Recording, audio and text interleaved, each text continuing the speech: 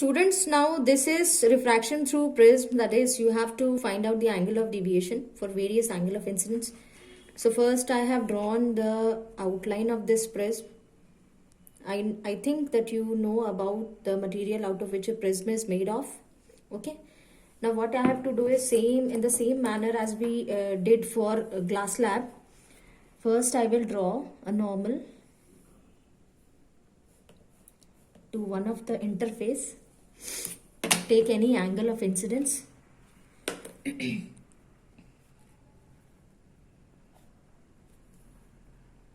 Again I am taking 30 degrees angle here.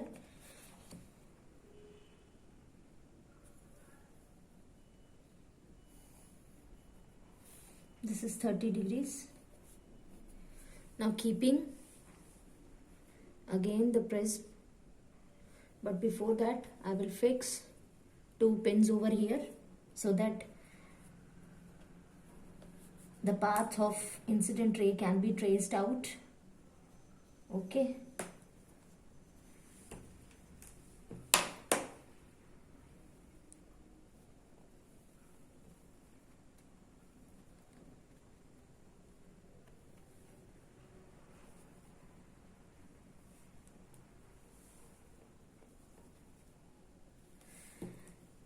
Okay, like keeping this prism, and from the other side I will try to trace it. Okay, I think I'm getting this path this way.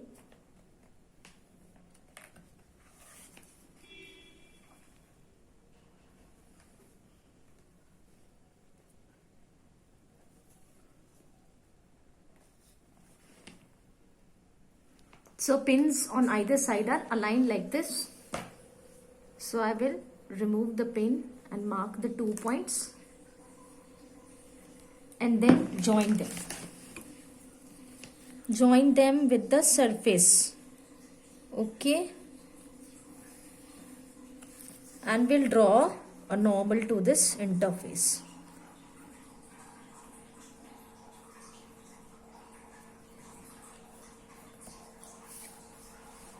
But the angle will not be same. The angle of emergence will not be same as that of angle of incidence. Here there will be slight change, and I think you must be knowing about the change, why it changes.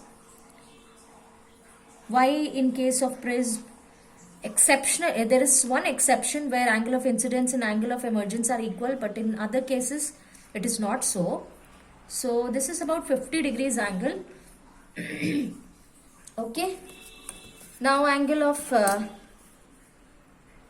deviation, in order to find out the angle of deviation, let us extend the original path of incident ray forward and emergent ray produced backwards.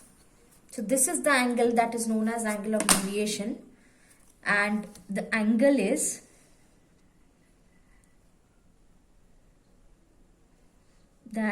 about 35 degrees. Okay, so 35.